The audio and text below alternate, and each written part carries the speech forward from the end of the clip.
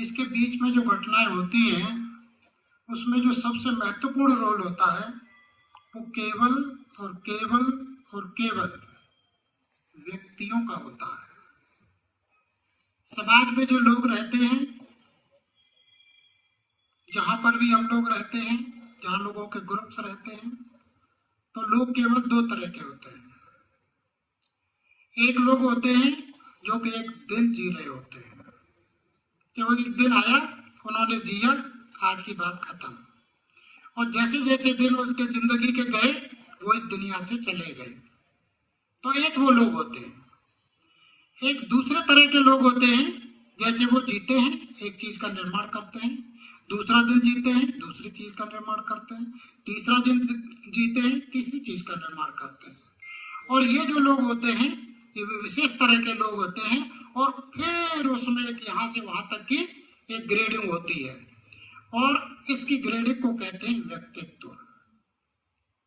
तो जो महान लोग दुनिया में होते हैं तो दूसरी श्रेणी के व्यक्तित्व होते हैं, वो केवल व्यक्ति नहीं होते। हम लोग एक व्यक्ति का जीवन जीते हैं, हमारे पास व्यक्तित्व नहीं होता, लेकिन दूसरी श्रेणी के जो लोग होते हैं उनके पास एक व्यक्तित्व होता है। और वो व्यक्तित्व क्या होता है कि फिर वो इतिहास में लिखता चला जाता है, वो लोगों के बीच में बनता चला जाता है, लोगों के दिमाग में बसता चला जाता है। और वो केवल बसता और रहता ही नहीं है, वो लोगों को एक मार्गदर्शन का काम करता है। और ऐसे ही डॉक्टर अंबेडकर हमारे बीच में थे, जिनके लिए आज हम श्रद्धांजलि अर्पित करने को एकत्रित हुए हैं। हम उनको बार बार नमन करते हैं। छात्रों के लिए ये बहुत जरूरी है कि उनको केवल एक चीज सबसे पहले उनको दृढ़ निश्चय कर लेना चाहिए। अगर वो छात्र हैं और विद्या अध्ययन में लगे हुए हैं तो सबसे पहले उन्हें एक चीज जो है प्रण करना चाहिए कि जो भी अच्छा सब्जेक्ट होगा, जो भी अच्छा व्यक्ति होगा, वो मुझे पढ़ना है, वो उसको मुझे लेना है। और बाकी चीजें अगर कोई उसके उसमें हिंड्रेंस आती है तो उनको बिल्कुल हटा देना चाहिए। भगवान बुद्ध ने कहा कि आदमी की सबसे बड़ी प्रॉब्लम क्या है? आदमी की सबसे बड़ी प्रॉब्लम फैटर्स, लिमिटेशंस, बाइस्ट, इसको बिल्कुल हटा दो। उनको कहते हैं हम तथागत। तथागत का मतलब क्या है? तथा प्लस गत या तथ प्लस आगत। तथा प्लस गत मतलब जैसा है वैसा ही जाते देखा। तत् प्लस आगत जैसा है वैसा ही आते देखा। मतलब क्या देखा कि जो सत्य है आपने केवल ट्रुथ को देखा और बाकी हर चीज को हटा दिया। ऐसे ही जीवन अगर किसी ने जिया और एक व्यक्तित्व का निर्माण हमारे सामने हुआ और पूरी दुनिया के सामने एक आदर्श प्रस्तुत किया, बाबा साहब डॉक्टर अंबेडकर। क्योंकि आज बहुत सारी चीजें हैं, आप न्यूज में, मीडिया में देखते होंगे, बहुत सारे कुछ लोग भी हैं।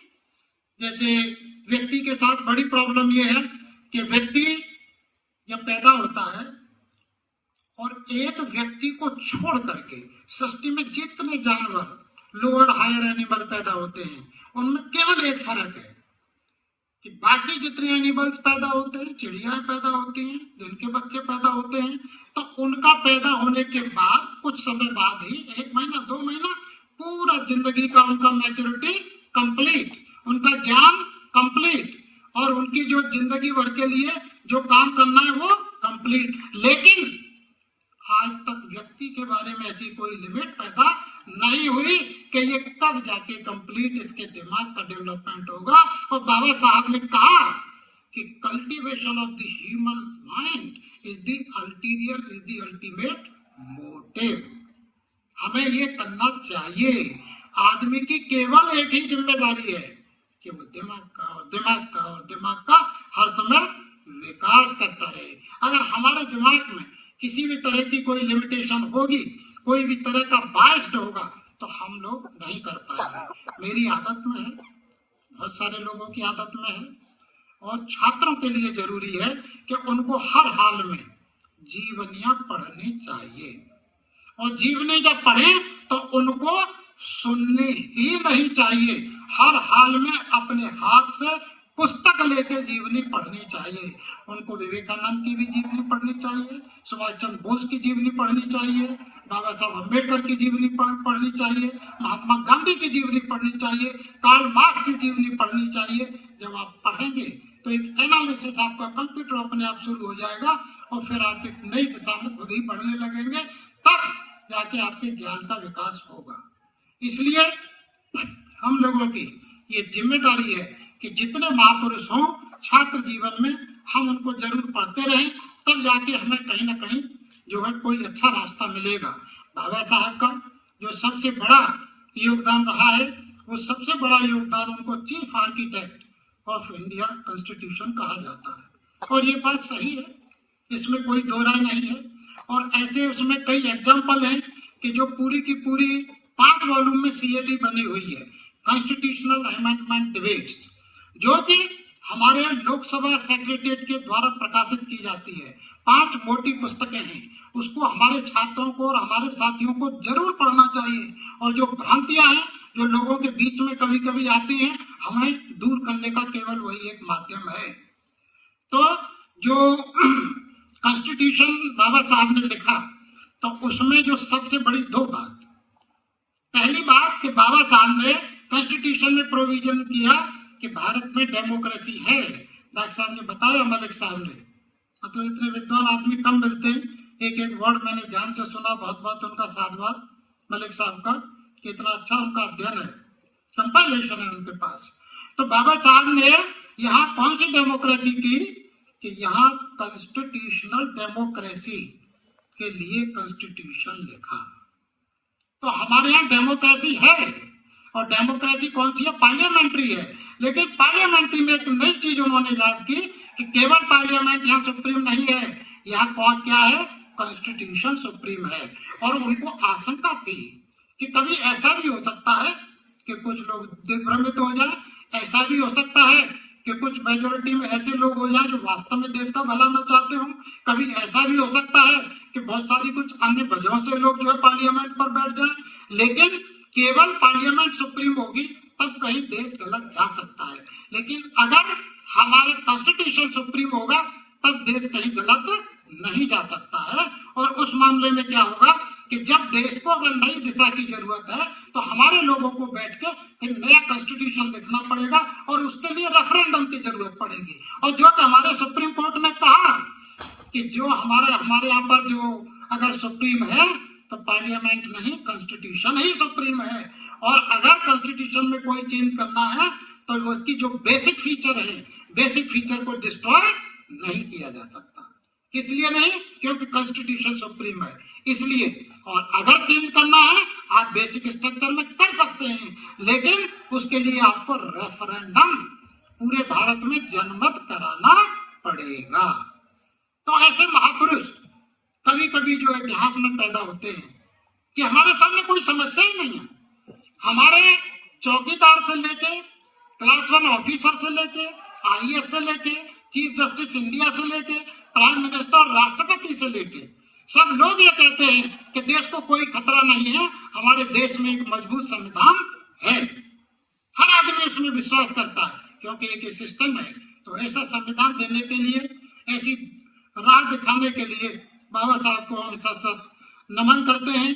और केवल इतना ही नहीं था कि यही चीज की हो, बाबा साहब का अध्ययन हर क्षेत्र में था। उनका सिंचाई के क्षेत्र में था, उनका जो है एग्रीकल्चर के क्षेत्र में था, इकोनॉमी के मास्टर थे बाबा साहब, फाइनेंशियल चीजों के एस्पेक्ट के तो वो विशेषज्ञ थे। तो बाकी जो उनकी विशेषज्ञता थी उनमें तो उनको काम करने को उतना टाइम भी नहीं मिला और मौका भी नहीं मिला, क्योंकि जब कॉन्स्टिट्यूशनल अमेंडमेंट होते थे, एक एक पैरा वाइज जब पास होते थे, तो एक मतलब जैसे महिलाओं को बराबर का अधिकार, मैं बेसिकली पीडियाट्रिशियन हूँ और आप लोगों के द्वार से मैं इसी लखनऊ यूनिवर्सिटी का ग्रेजुएट रहा हूँ, केजी मेडिकल यूनिवर्सिटी इस समय है, पहले केजीएमसी होता था जो किसी यूनिवर्सिटी का जो कंस्टिट्यूएंट कॉलेज रहा है। तो सौभाग्य की बात है कि मैं अपने यूनिवर्सिटी में आज फिर से हूँ। तो बाबा साहब ने जो ये चीजें रखी कि उसमें जो है पार्लियामेंट्री डेमोक्रेसी होनी चाहिए और महिलाओं को बराबर के अधिकार होने चाहिए। तो जैसे मैंने एमडी पीडियाट्रिक्स किया कि बच्चों के हम विशेषज्ञ हैं, तो हम लोगों ने उसके लिए जो है अब जाके फाइट किया। और जो पीडियाट्रिशियन की बॉडी है, इंडियन एकेडमी पीडियाट्रिक्स, उसने बार बार गवर्नमेंट ऑफ इंडिया को दिया कि जो बच्चे भारत का और किसी भी देश का भविष्य होते हैं तो उनकी सही परवरिश होनी चाहिए। तो महिलाओं को प्रसूति के समय 6 महीने का पेड लीव होना चाहिए। और हमने जब फाइट किया तो सरकार ने किया, पहले 4 महीने 120 दिन का किया, फिर बढ़ा के उसको 6 महीने इस समय है, सब लोग जानते हैं। लेकिन बाबा साहब ने उस समय ही कॉन्स्टिट्यूशन में प्रोविजन किया था कि किसी भी महिला की सर्विस नौकरी अगर महिला प्रसूति में है तो नहीं जानी चाहिए। ये आप जानते हैं, हमारे साथी जानते हैं। तो इतनी बड़ी बातें तो महापुरुष जो होते हैं उन्हीं के दिमाग में आ सकती है। तो बाबा साहब ने हर फील्ड में जो है काम किया, चाहे वो खेती के बारे में हो, चाहे मजदूरों के बारे में हो, चाहे सुधारों के बारे में हो। और बड़ी बात क्या है, हम ऐसे नहीं नमन कर सकते। बड़ी बात क्या है कि देखिए जगह जगह सभा हो रही है, जगह जगह लोग बोल रहे हैं, जगह जगह किताब पलट रहे हैं, लेकिन क्या कि बाबा साहब की राइटिंग्स और स्पीचेज है, बाकायदा उनके हाथ की लिखी हुई है, भाषणों के रिकॉर्ड हैं। लेकिन कोई भी आदमी जो डिलीजेंट पर्सन होता है, इंटेलिजेंट पर्सन की क्या पहचान होती है, हमारे साथ ये जानते हैं और सहमत होंगे कि एक वर्ड, एक शब्द आज तक नहीं खोज पा रहे हैं जिससे किसी भी की भावना आहत होती हो। सहमत है या नहीं? yes. किसी की भावना भारत में आहत होती हो और कोई शब्द ढूंढ के लाया हो कि डॉक्टर अम्बेडकर ने इनके लिए ये कहा है या नहीं ये लिखा है, एक शब्द नहीं लिखा है। तो ये हमारे छात्रों को ये सीखने की बात है कि किसी चीज को प्रेजेंट करें, जब कहीं प्रस्तुत करें, जब हमारा पब्लिकेशन हो तो उसमें हम कैसे लिखें, ये आर्ट हमें देखनी चाहिए, इसका हमें ध्यान भी रखना चाहिए।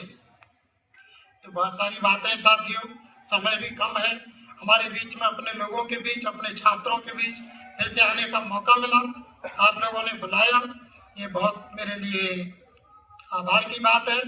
और जब बाबा साहब लास्ट तक जो है विद्या के पुजारी थे और जिस दिन 5 दिसंबर की रात को भी वो पढ़े थे, और खासियत उनकी क्या थी कि जब बाबा साहब पढ़ते थे तो केवल पढ़ते नहीं थे, वो पढ़ने के साथ नोट्स भी बनाते थे और नोट्स बना के उनकी जो है अपने एक बैग में भरते रहते थे।